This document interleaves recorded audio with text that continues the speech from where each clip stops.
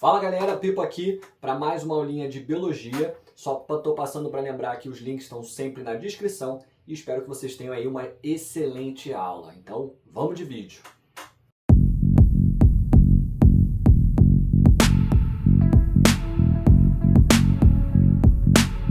Aqui, então, vamos seguir com as nossas aulinhas aí de exame discursivo da UERJ. Hoje a provinha de 2017, né, que foi realizada no fim de 2016, um vestibular que eu achei um pouquinho mais complicado, mas salvo engano, a nota de corte deu uma leve caída, tá? Uma prova que tá bem, assim, interpretativa e que vai ser interessante da gente realizar junto. Então vamos lá começar pela questão 1. A questão de número 1, ela vai ser uma questão bem rapidinha que fala de um tópico que a gente fala bastante, que é a teoria endossimbiótica. Mas vamos ler. Segundo estudos, a evolução de todos os eucariotos é resultado da incorporação em um passado remoto de bactérias aeróbicas de vida livre no interior de uma célula, uma associação vantajosa para ambas. Essas bactérias originaram organelas celulares denominadas mitocôndrias. Nomeia a teoria evolutiva que explica a formação da célula eucariótica por esse processo. Cuidado, tá? Lembrar que a teoria endossimbiótica também explica a formação da célula como um todo por invaginações, mas não é pedido aqui. E nomeie também a relação ecológica estabelecida entre as bactérias e explique de que maneira cada uma delas se beneficiou dessa associação. Então, tem basicamente aqui 4 comandos, né? Porque ele vai pedir como cada uma delas, então cada uma delas valeria meio pontinho. Mas vamos por etapas. Primeiro vamos nomear a teoria. E aí a gente tem que lembrar de cabeça que é a teoria endossimbiótica. Que é a teoria, a ideia de endocitar, colocar para dentro, simbionte, porque hoje eles tiveram aí uma simbiose que acabou acontecendo, onde houve uma relação de codependência. Mas aqui que gera a segunda pergunta um probleminha, né? Então vamos olhar aqui a segunda pergunta. Ele pede para a gente nomear também a relação biológica ou relação ecológica que aconteceu aqui. Se a gente analisar hoje, nem existe mais uma relação ecológica, mas a gente está falando de um único indivíduo ali, que seria aquela célula. Agora, essa relação ecológica ela foi evoluindo, tá? Quando ela foi colocada para dentro, criou uma relação de dependência por parte da mitocôndria atual, ou seja, a bactéria passou a ser totalmente dependente da célula eucariôtica. Mas de início a gente não poderia dizer que a célula eucariôtica era dependente. E aí a gente tem uma relação de mutualismo, uma relação mais onde há uma dependência. Ela obviamente evoluiu para uma simbiose inicialmente, onde começou a haver uma codependência. E chegou a tal ponto onde hoje a gente deixa de ter uma relação porque ela passou a se comportar como organela. Que foi perguntado inclusive aí em 2025, onde a gente veria essa organela não tendo mais controle sobre a sua reprodução, não teria mais a capacidade de sintetizar todas as suas proteínas, porque ela passa a ter um papel aí de operária, tá? Então aqui o próprio gabarito ele foi mais detalhista e colocou apenas a possibilidade de mutualismo. Agora, verdade seja dita, a gente já conversou isso em outras aulas aqui, mas para quem não assistiu todas, a UERJ ela abre um pouco o gabarito em acordo com todos os professores participantes ali que estão corrigindo, só que eles nunca divulgam essa abertura de gabarito. E eu acredito, tá, que eles devem ter colocado sim como possibilidade a presença da simbiose, tá? Protocooperação nunca foi, então não seria aceito, mas a simbiose é bem possível que eles tenham aceitado. Agora vamos chegar lá para a terceira parte da nossa pergunta, onde a gente vai ter que explicar o que cada um deles se beneficiou. E aí a gente vai falar então individualmente de cada um deles. A gente vai colocar aqui a bactéria ganhou proteção e abrigo. Faltou o R. Proteção e abrigo. Você poderia só indicar, tá? Mas como ele botou explica, eu vou explicar um pouquinho mais, dar uma alongada nessa resposta, tá? Então a bactéria ganhou proteção e abrigo dentro da célula eucarionte e a célula ganhou a possibilidade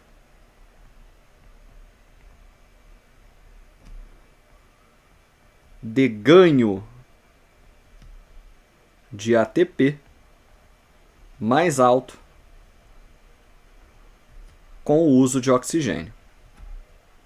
Lembrando que aqui eu acho muito importante que vocês não coloquem só ganho de ATP, porque em tese a célula já tinha como produzir ATP, ela produzia 2 ATPs através da fermentação, tá? Então assim, não é um ganho de ATP direto, assim, fica meio vago. Então eu diria ganho mais alto, uma produção maior de ATP com o uso de oxigênio, você tem que relacionar aí o que seria de fato a respiração celular, tá bom? Questão assim bem direta, bem tranquila, eu diria que é um tópico muito comum, tá? Então a gente pode avançar nela. Agora, questão 2, muito interessante, né? Eles sempre cobram um pouquinho de genética, é legal que eles tenham cobrado de uma forma um pouco diferente aqui. Eles falam, em 400 anos, 5 milhões de escravos desembarcam no Brasil, 1,5 milhão só em Salvador. Agora, brasileiros cruzam o Atlântico e fizeram o caminho inverso de seus antepassados. A partir de um teste de DNA, eles viajaram em busca das suas origens. Então, para rastrear a ancestralidade, existem diferentes tipos de teste de DNA.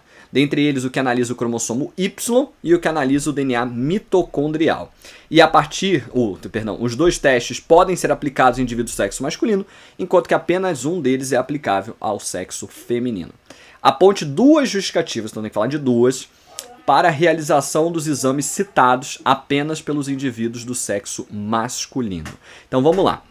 A gente tem que falar que aqui no caso do sexo masculino, a gente vai poder então usar tanto o cromossomo Y quanto a mitocôndria. Por isso que a gente vai ter essa possibilidade de duas justificativas. Então eu vou falar uma justificativa para cada. Ele não fala que precisa ser dois para cada um deles, tá? Então vamos focar aqui em fazer essa parte inicialmente, que a gente já chega depois que vai complicar um pouquinho. Então vamos lá. Aponte duas. A gente vai dizer que os indivíduos do sexo masculino. Aqui eu sei que é a ponte, mas a pergunta acaba aparecendo muito mais uma explicação, tá? No sentido que são duas e é legal você juntar as duas na mesma, tá? Não usar aqueles pontinhos. E aí por isso eu vou dar uma leve aí descrevida no processo, tá? Então os indivíduos do sexo masculino possuem mitocôndrias, assim como as mulheres, e por isso podem ter seu DNA mitocondrial analisado.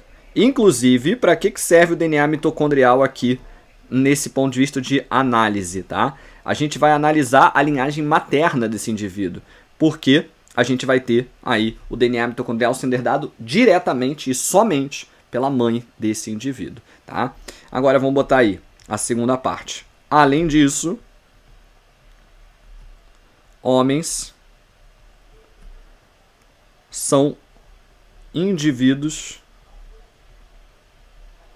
XY. Logo, podem ter seu cromossomo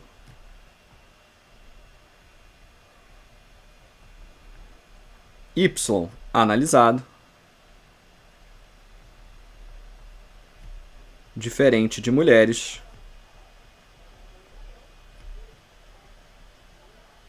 que são XX. Beleza, vamos lá para a segunda parte. Sabe-se que nesse teste não é possível o gene responsável pelo daltonismo ser analisado, né? E apresente duas razões que expliquem essa possibilidade para cada um dos testes. E aí vamos focar aqui em cada uma dessas razões. Eu vou primeiro falar da primeira, tá? Então aqui em verde eu vou falar da primeira. Opa, ficou horrível isso. Deixa eu usar a caneta. E depois eu falo da segunda. Então, primeiro, por que a gente não vai poder analisar aí, usar o gene daltonismo para analisar? Porque está no cromossomo X, não no cromossomo Y. Então, homens e mulheres teriam isso e não faria sentido. E a segunda a gente vai girar em torno da questão do DNA mitocondrial. Na verdade, deixa eu trocar a ordem, gente, perdão, fazer essa troca. Porque como eu falei primeiro do mitocondrial, faz sentido eu fazer essa análise sempre nessa lógica, tá bom? Então vamos lá, falar primeiro. Primeiro,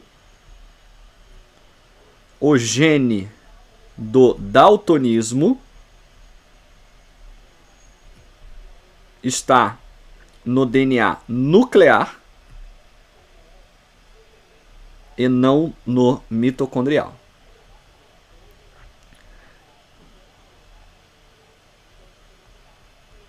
E aí a gente já justificou a primeira parte.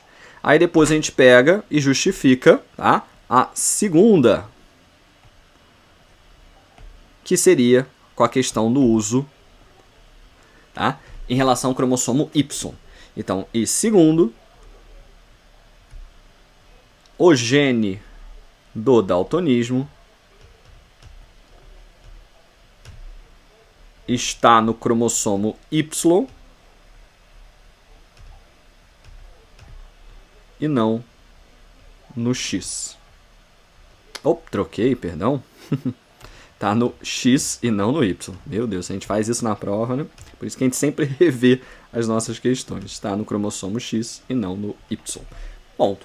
E a gente termina a nossa resposta. Eu diria que a segunda, eu sinto que ela tem um peso mais dificuldade, mas é uma questão minha que eu não gosto de justificar coisas que pra mim parecem óbvias, né? Porque eu acho que pra todo mundo que sabia responder essa questão, é meio óbvio por que não dá pra usar o gene daltonismo. Era só você falar que ele tá no cromossomo X. Só que como ele pede aqui duas razões, você ficaria confuso. Fala assim, pô, como é que eu justifico isso? E aí por isso que eu quis quebrar aqui em duas partes pra deixar claro que a ideia é que você justificasse por que não o DNA mitocondrial e por que não o cromossomo Y, tá? E por isso que teria duas justificativas. Agora vamos lá de questão de número 3. Questão 3. A produtividade primária dos ambientes marinhos pode ser medida por meio da análise da concentração de oxigênio solvido em amostras da água do mar. Indique o grupo de seres vivos produtores responsáveis pela liberação da maior parte do oxigênio em ambientes marinhos e explique por que a concentração de oxigênio na água do mar é utilizada como indicador de produtividade primária. E aponte ainda duas condições abióticas em que se espera encontrar maior produtividade primária em ambientes marinhos. Então vamos lá. Primeiro, qual é o grupo responsável pela maior liberação de oxigênio? É aquele que faz mais fotossíntese. Então a gente já tem que pensar logo na nossa resposta. E aqui eu optaria sempre a parte mais genérica. A gente sabe que cianobactérias e microalgas são as principais responsáveis. Daria pra gente lembrar exatamente quem vai estar mais numeroso? Não. Então a gente generaliza e bota a melhor resposta possível, que é o fitoplâncton. Tá? Como ele falou grupo, ele abriu margem pra gente fazer isso, tá? Então cuidado com isso, porque senão a gente fica tentando buscar uma espécie em particular e não seria fácil a gente dar essa resposta, tá? Então eu já vou logo colocar fitoplâncton. Aí vamos lá para a segunda parte. Ele pede pra gente explicar... Cadê essa parte? Perdão.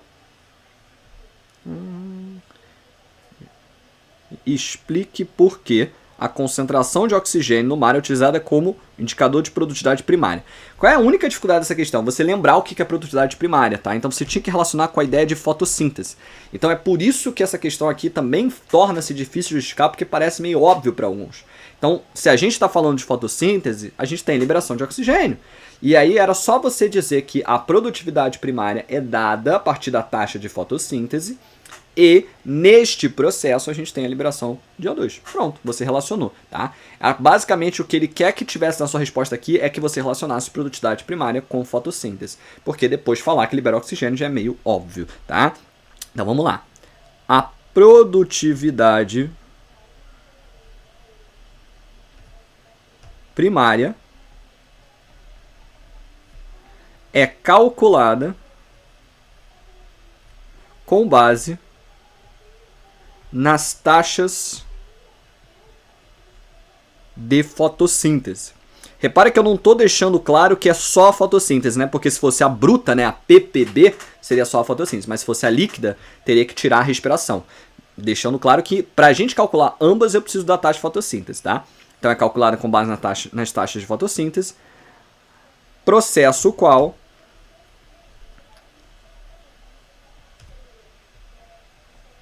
resulta na liberação de oxigênio.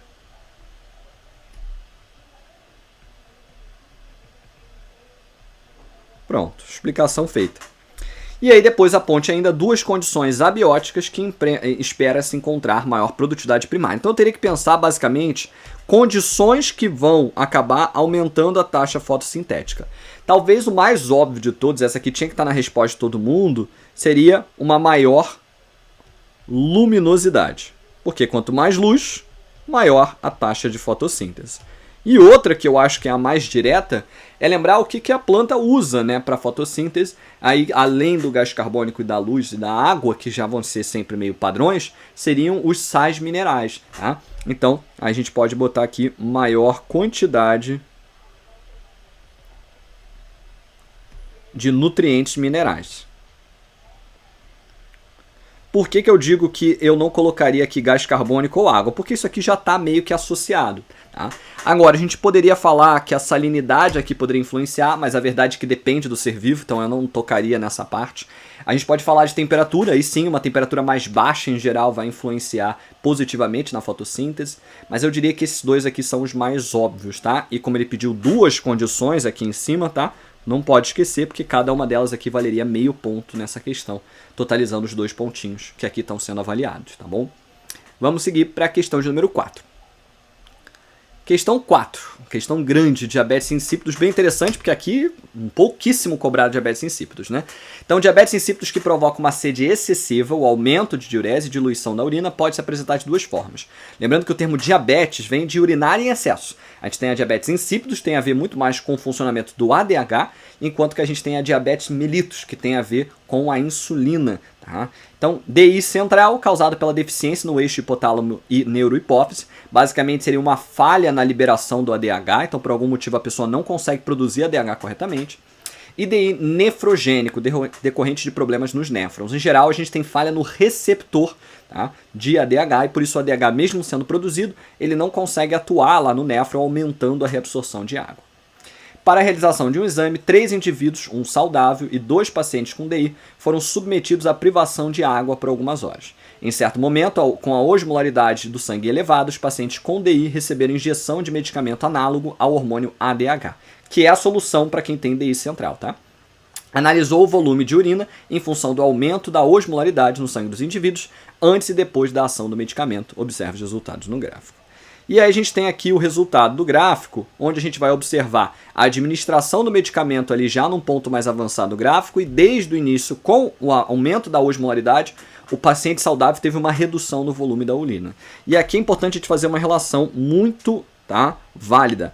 Quanto maior a osmolaridade, significa dizer que vai ter menor volemia, que é a quantidade de água no sangue. E com isso, esses dois aqui são gatilhos para produção de ADH. E como resultado da produção do ADH, eu vou ter um aumento na reabsorção de água. E ali, como ele fala de volume da urina, isso significa menor volume da urina. Ou seja, numa pessoa saudável, a tendência natural é que quanto maior a osmolaridade, eu vou ter menos água circulando no sangue, e por isso eu vou produzir o ADH, e para que o ADH tenha atuação aqui de aumentar a reabsorção de água, diminuindo o volume da minha urina. Tá? Por isso que pessoas desidratadas, em geral, estão tendo uma urina muito concentrada e vão urinar menos do que uma pessoa que está hidratada. E aí ele fala, explica a redução do volume da urina em função da osmolaridade sanguínea no indivíduo saudável, e em seguida identifica o paciente que apresenta DI central, justificando sua resposta. Vamos por etapas, tá? Eu vou começar fazendo essa primeira parte aqui, justificando todo esse processo que eu desenhei aqui em cima. Eu tenho que explicar a redução do volume da urina em função da osmolaridade. Então tem que conectar esses dois conteúdos, que foi o que eu fiz aqui. Repara que é um processo longo, porque não é direto, tá? Então aqui você poderia perder pontos se você fizesse uma conexão um salto muito grande, tá? Sem fazer a explicação correta. Então vamos lá dizer aqui. O aumento da osmolaridade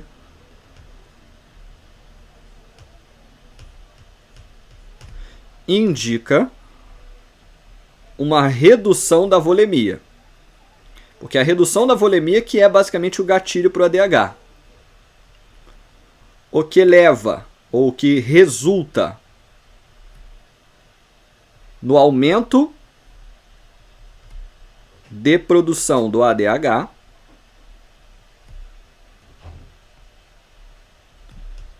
que por sua vez atua nos rins, aumentando a reabsorção de água,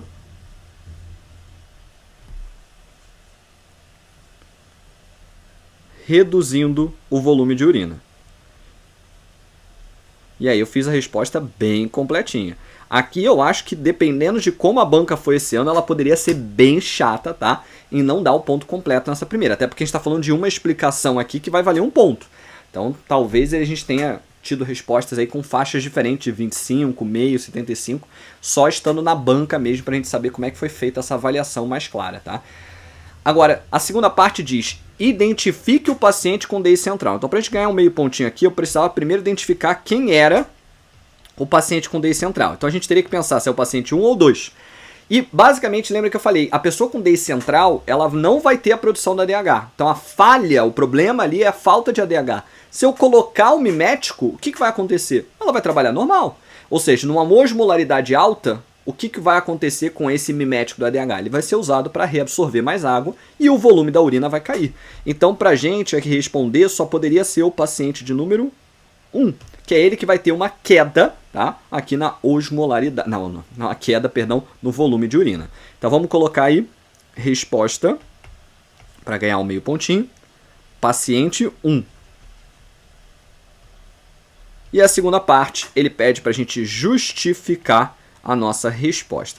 E aí, de novo, sempre quando tem gráfico, a gente tem que justificar com base no gráfico. Então, a gente vai falar dessa curva aqui, ó, que cai, justamente mostrando que esse mimético do ADH funcionou. E aí, relacionando por que deveria ser a pessoa com DI central. Então, eu vou começar dizendo o seguinte. Pacientes de DI central não produzem corretamente. Eu gosto de botar essa palavra corretamente, tá? Porque tem pessoas que produzem pouco e tem pessoas que não produzem o ADH. Logo, ao receberem o medicamento mimético,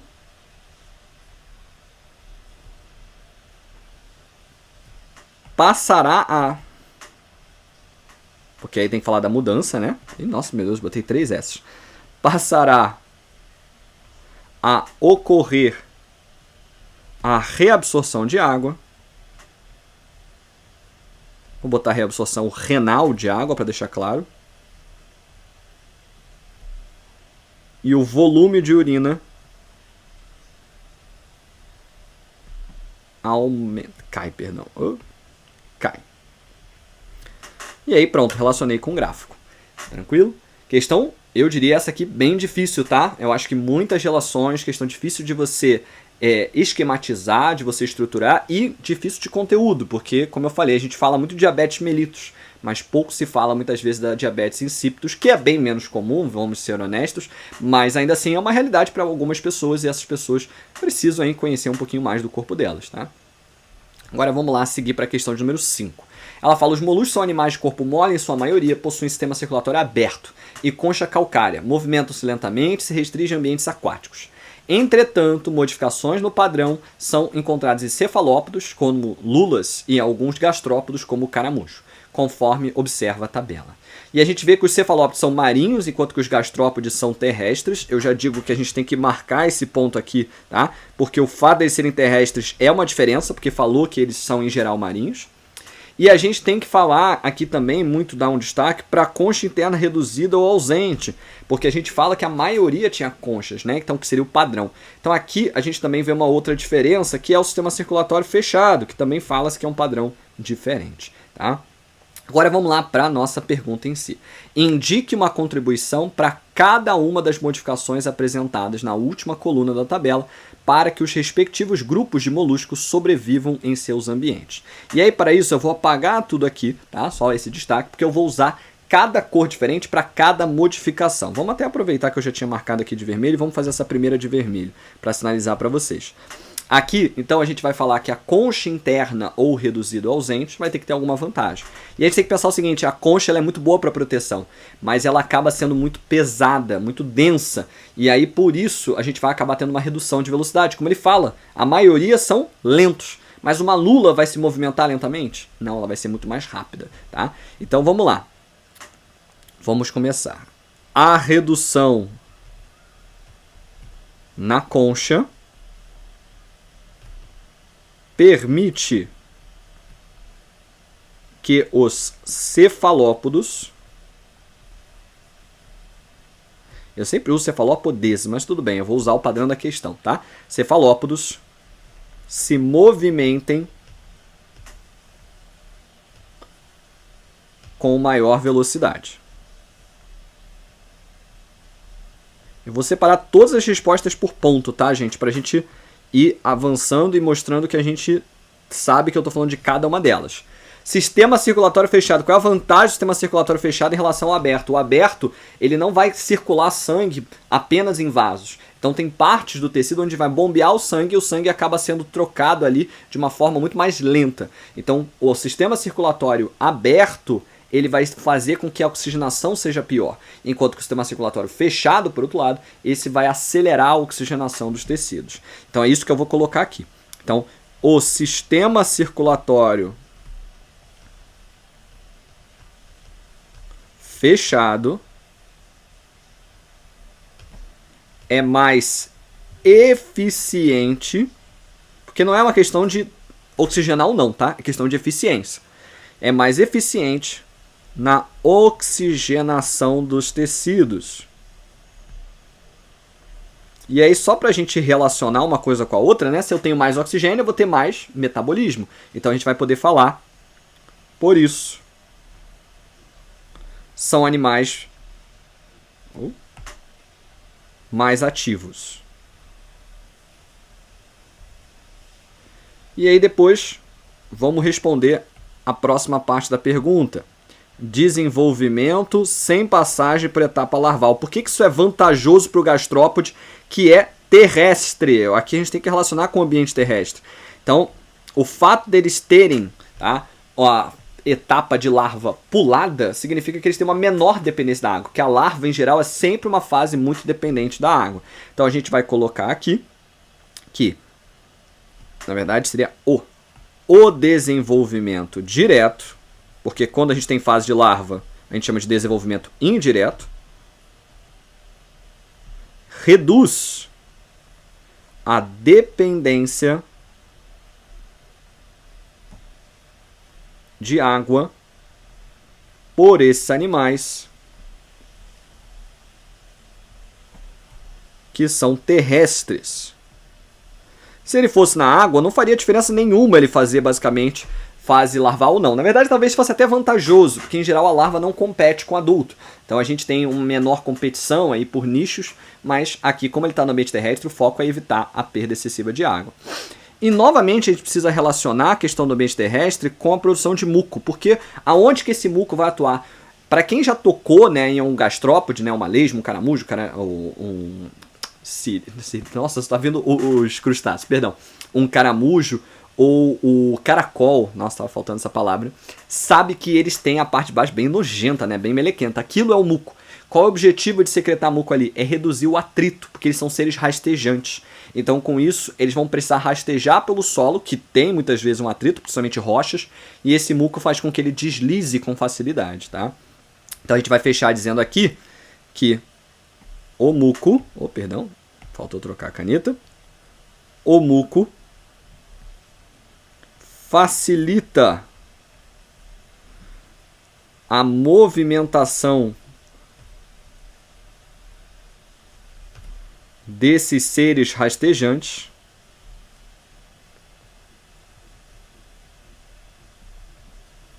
pois reduz o atrito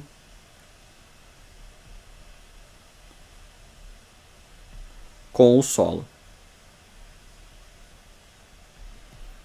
E aí fechamos, né?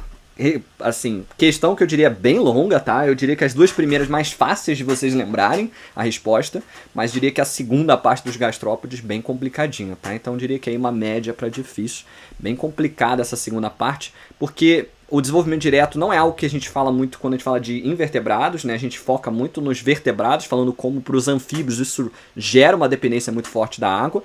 E a questão do muco, para muitos, assim, seria difícil até pontuar onde está esse muco. Então, acaba que é um conteúdo difícil. E verdade seja dita, deixa eu ver só se ele fala, né? Ele fala do caramujo. Pelo menos ele deu um exemplo, né, pra gente em relação ao que seria um gastrópode, porque talvez para alguns a palavra gastrópode também já poderia apresentar um certo quê de dificuldade, tá? Questão bem interessante, tipo de questão assim que não cai muito tempo de invertebrados, mais definições, então bem maneiro a ideia da questão. Agora vamos lá para a próxima. Questão 6, também questão longa e complicada. Golfinhos são mamíferos marinhos que precisam manter constante a temperatura interna do corpo, mesmo passando por períodos prolongados de tempo em águas muito frias. Seus corpos são recobertos por uma espessa camada de gordura, com exceção das nadadeiras, como mostra a ilustração abaixo. E a gente vê que aqui na nadadeira em si a gente vê uma redução de temperatura, mas na parte interna do corpo não. A gente vê a temperatura de 37 graus Celsius, igual a nossa. Pelas nadadeiras passa uma artéria que traz o sangue aquecido do interior do corpo e é envolvido por veias que contêm o sangue mais frio. A gente vê as veias aí do lado de fora meio que se enrolando em volta da artéria. Em relação à temperatura desses animais, a ponte é a função da camada de gordura e também uma vantagem do arranjo de veias e artérias presentes nessa nadadeira. Então aqui, vamos lá, ele fala de a ponte, então a gente pode ser bem direto em relação a isso, tá? Primeiro, em relação à função da camada de gordura. Cuidado aqui, que tem gente que falaria de produção de calor. Não é legal você falar em produção de calor, porque isso é tecido adiposo marrom. E aqui é uma camada de gordura que é tecido adiposo branco, tá? Tá até na imagem. Então, a gente vai ter que falar principalmente da função da gordura como isolante térmico, tá? Então, eu vou botar aqui que essa camada atua como isolante térmico. Eu sei que fica um pouco vago, então para quem quiser, tá? Como eu acho que vai ter espaço aqui na questão, eu colocaria mantendo o corpo aquecido. Então não é questão de produção, é questão de manutenção. Agora, vamos lá para a segunda parte. Ele pede também para a gente indicar a vantagem do arranjo das veias e artérias presentes. Então, por que a artéria, que é quente, fica envolvida aí por vasos que são mais frios? Tem a ver com a troca de calor, facilitar a troca de calor entre os dois, mantendo a temperatura mais estável, tá? Então, vamos botar aqui esse arranjo facilita a troca de calor entre os vasos. Eu vou botar um termo aqui bem genéricozão, regulando a temperatura, né? Porque se é uma ponte, gente, não precisa deixar claro quem é que aquece, quem que esfria. Só bota regulando, porque aí você já deixa claro que eles vão trocar calor entre si até que estabilize, tá bom? E aí vamos para a segunda parte. Sabendo que o diâmetro desses vasos pode sofrer tanto aumento, vasodilatação, quanto redução, vasoconstrição, aponte qual dos processos acontece quando a temperatura interna do golfinho está muito baixa. Justifique sua resposta. Isso tem a ver muito com a nossa temperatura, a gente percebe o nosso rosto, né? Quando está muito quente, o que acontece com o nosso rosto? Ele fica vermelho, porque está tendo vasodilatação. E quando a gente fica no lugar frio, a tendência é que o nosso corpo fique mais esbranquiçado, dado aí a nossa vasoconstrição. Então a resposta inicial aqui, para ganhar o meio pontinho logo de cara, né, que ele pede primeiro para apontar, então vamos apontar, vai ser vasoconstrição, porque ele está falando de temperaturas baixas, ou seja, no frio, ele faz vasoconstrição. Agora, na segunda parte, ele vai pedir para a gente justificar a nossa resposta. E aí, para justificar a resposta, a gente tem que explicar por que a vasoconstrição vai auxiliar nesse processo. Lembrar que a vasoconstrição é a diminuição no tamanho do vaso, então aperta. Com isso, o que vai acontecer com a pressão interna e com a velocidade? Ela vai aumentar.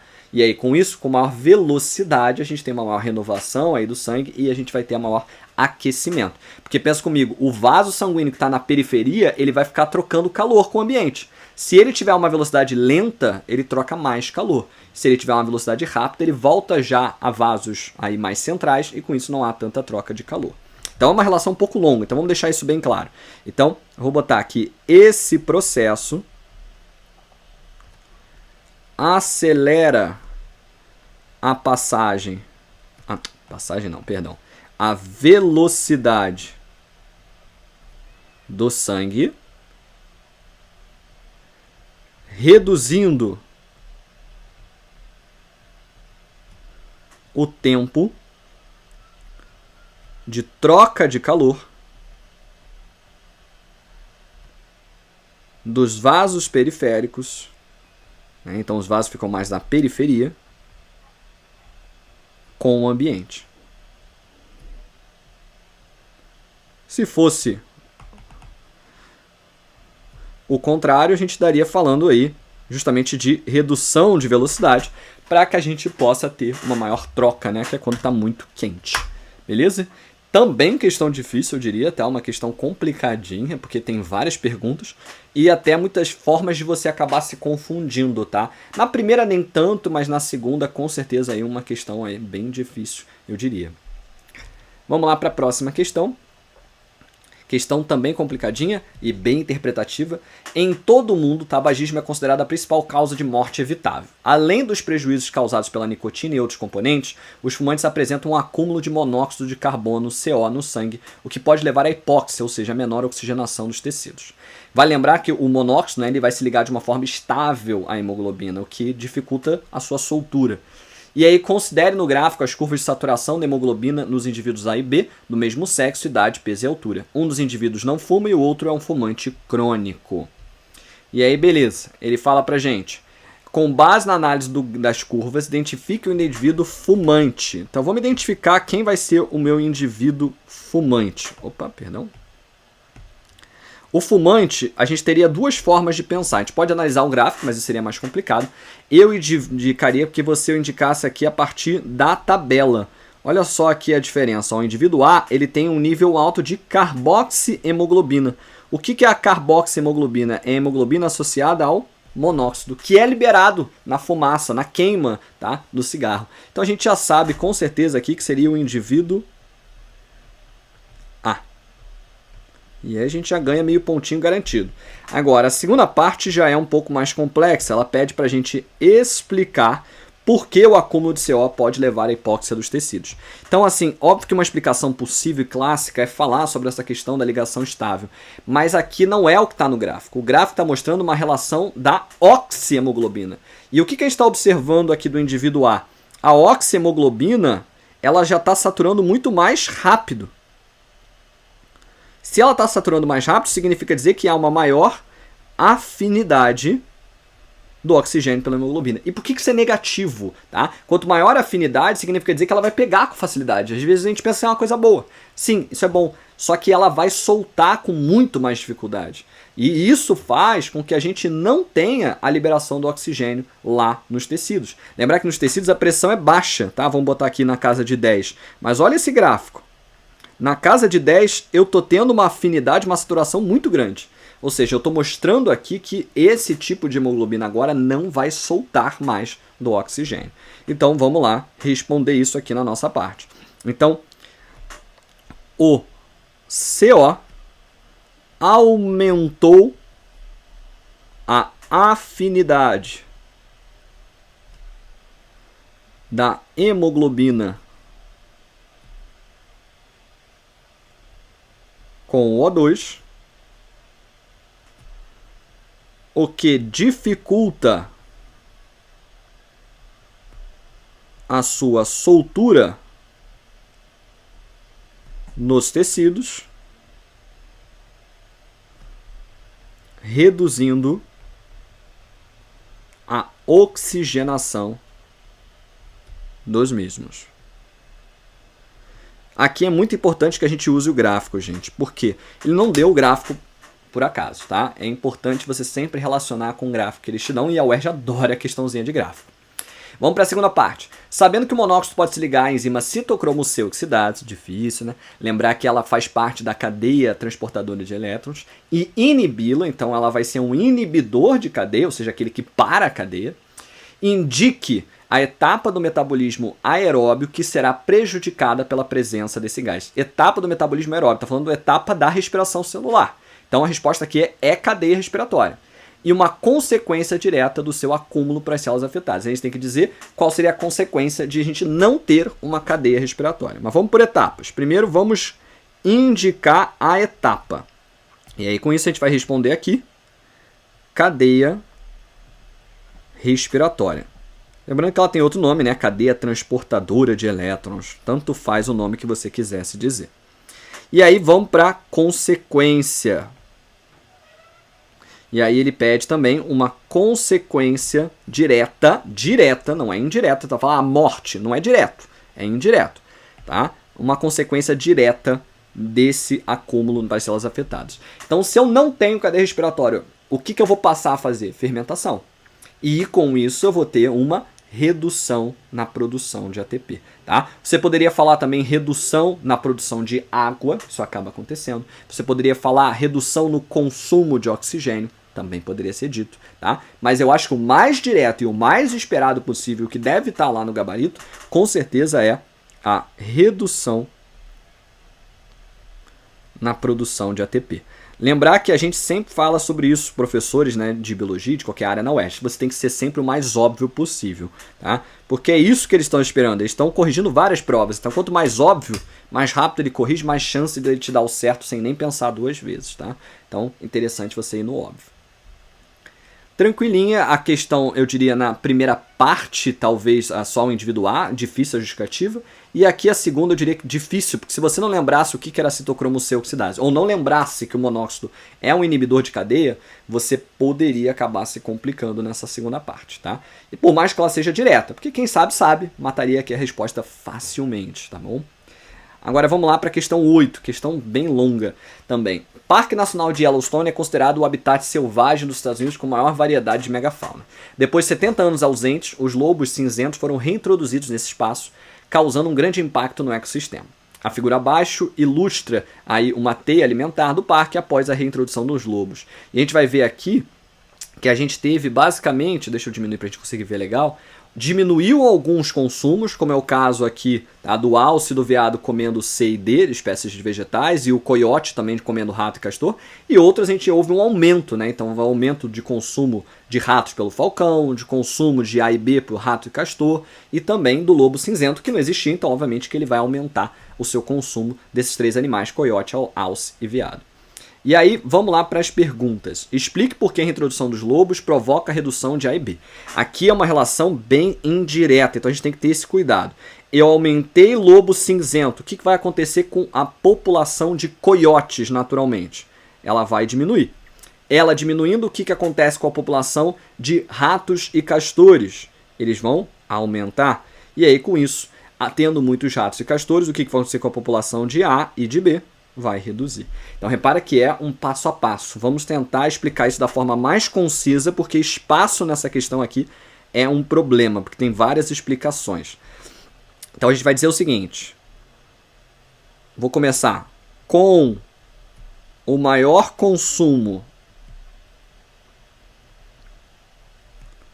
de coiotes pelos lobos.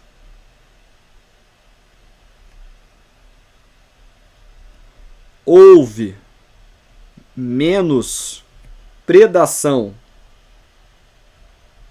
de ratos e castores.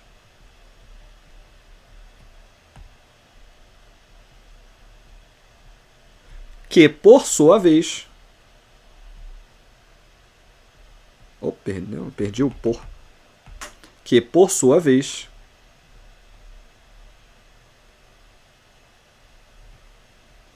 aumentaram o consumo de A e B. Ponto. Tentei ser o mais direto, gente, porque são muitas relações e a gente vai precisar aqui agora explicar um outro caminho, né, que ele fala aí, pesquisadores observaram que em menos de 10 anos diminuiu a erosão do solo no parque. E indique o efeito da reintrodução dos lobos para as populações de alces e veados e plantas que se alimentam. Então, basicamente, ele está mostrando aqui para que a gente entenda o outro caminho. Porque, aumentando lobos cinzentos, o que aconteceu com a população de alces e de veados? Caiu. Com isso, aconteceu um aumento na população de C e D. Então, esses produtores aqui vão aumentar, diferente de A e B. E, em geral, se a gente está falando aí de alce e veados, talvez provavelmente plantas maiores, né, que vão ter mais raízes e que vão conseguir proteger melhor esse solo, tá? Então, vamos lá. Ele quer que indique o efeito. Essa aqui, para mim, está muito mal escrito, porque não é indique o efeito, né? Eu tenho que falar de tanta coisa que seria melhor que tivesse explique o efeito ou descreva o efeito, né? Porque não é uma questão direta, tá? Porque depois a gente vai ter que falar da erosão ainda. Então, vamos lá. Vamos descrever esse efeito. Com o maior consumo de alces e veados pelos lobos,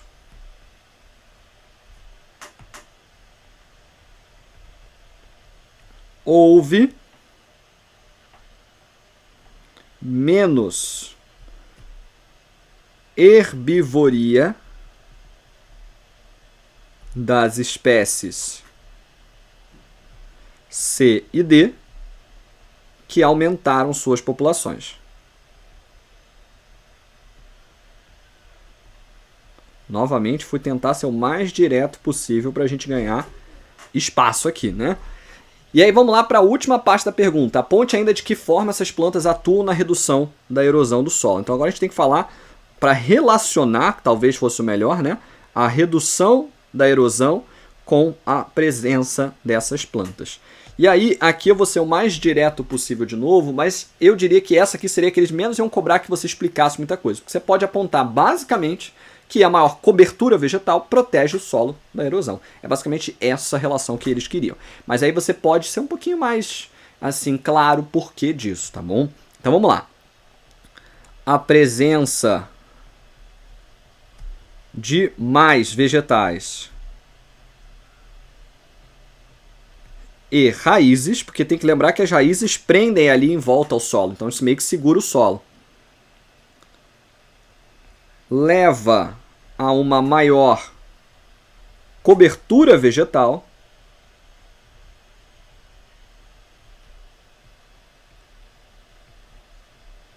reduzindo a erosão do solo.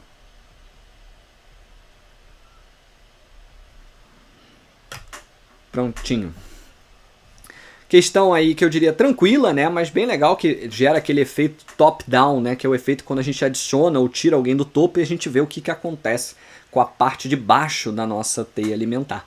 O que é um efeito que tem sido cada vez mais cobrado em outros vestibulares também, como a FUVEST e como o Enem. Tá? Então é uma questão, eu diria, bem interessante. Mas vamos lá para a questão de número 9. Novos métodos contraceptivos vêm sendo testados a fim de reduzir problemas associados ao uso contínuo de hormônios pelas mulheres. Um deles consiste na aplicação de um gel nos vasos deferentes, provocando obstrução reversível, sem necessidade do uso diário. Entretanto, a utilização adequada desses contraceptivos pode resultar em gravidez. Indique de que maneira a pílula anticoncepcional feminina, que até agora não tinha nada a ver com a questão, e o gel impedem a gravidez. Questão muito direta, né, de métodos contraceptivos, algo que foi a última vez, salvo engano, foi cobrado numa prova da UERJ, o que é interessante, está sumido há um tempo.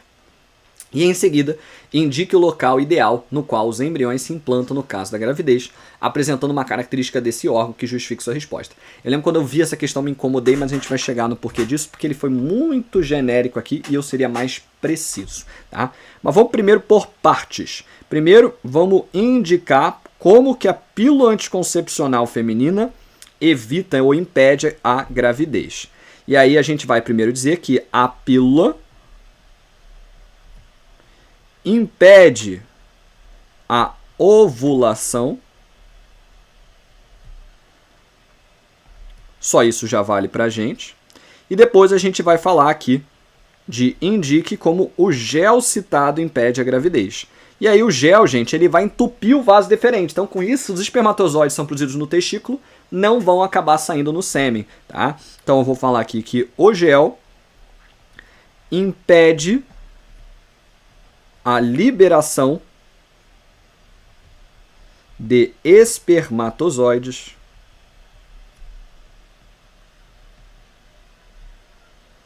no sêmen.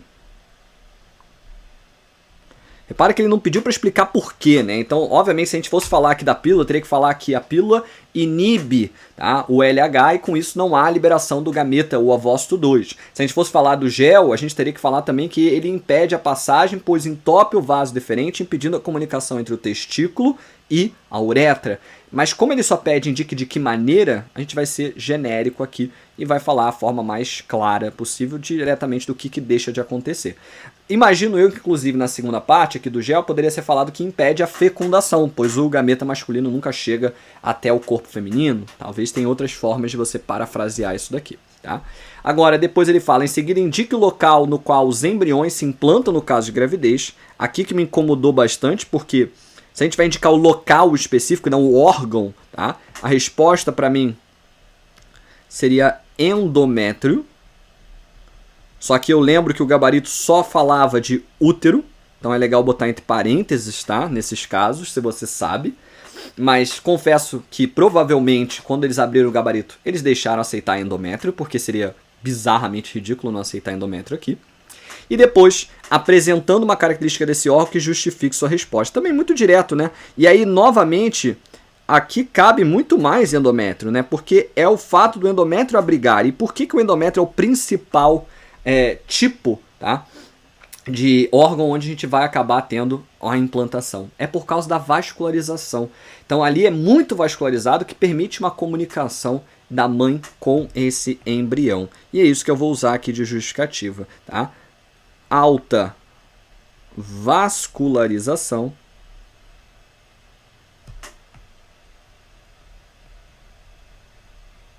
que permite trocas entre o embrião e a mãe. Repara que ele pede apresentando, tá? Então, em tese, a gente não precisava falar da justificativa do porquê. Mas como ele fala apresentando uma característica que justifique sua resposta, eu achei meio esquisito, tá? Então, eu colocaria aí uma leve justificativa, que é essa relação de trocas, tá?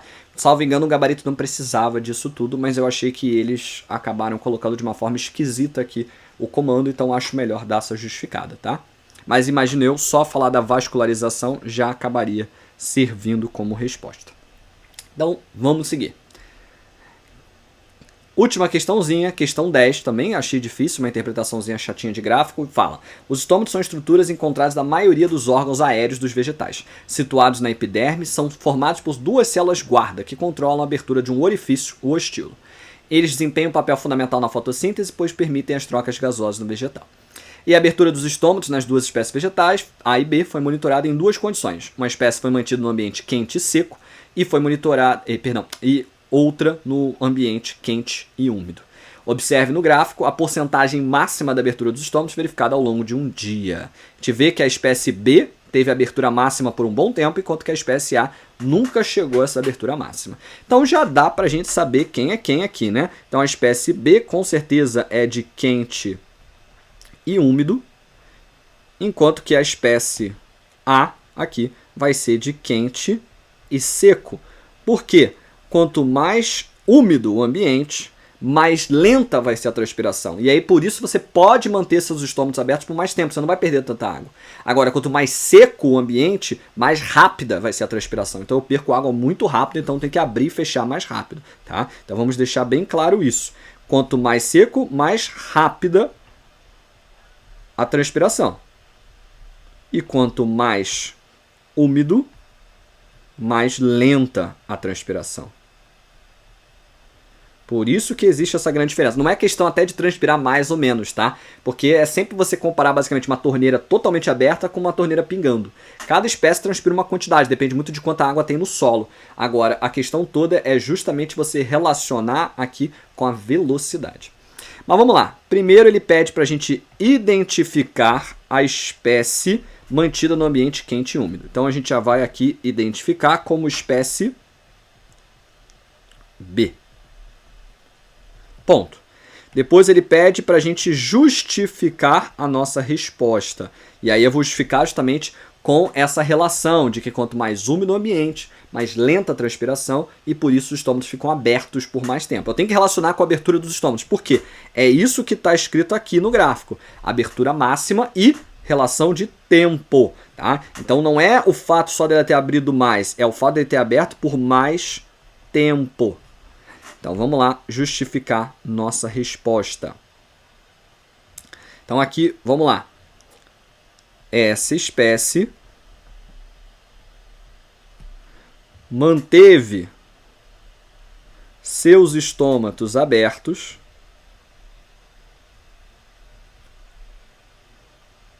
por mais tempo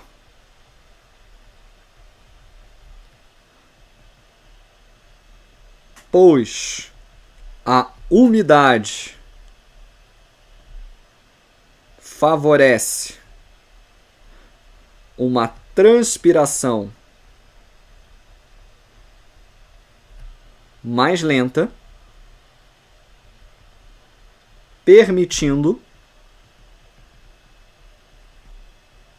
que essas estruturas fiquem abertas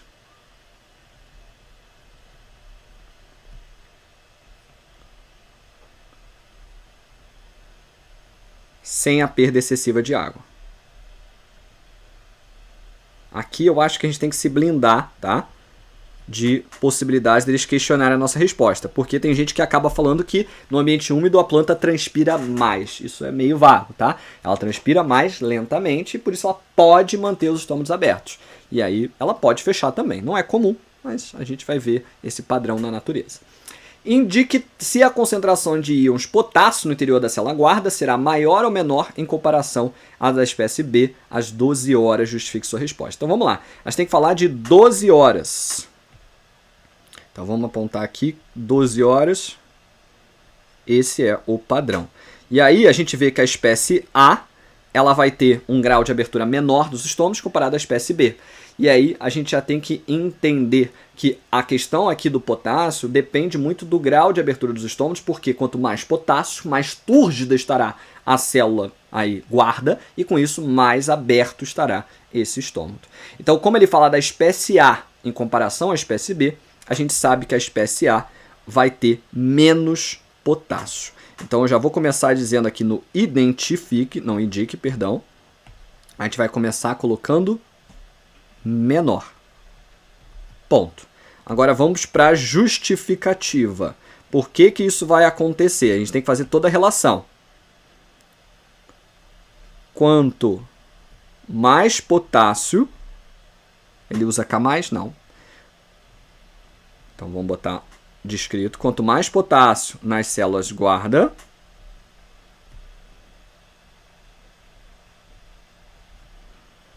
maior é a entrada de água, ou maior é a turgidez, faltou o A,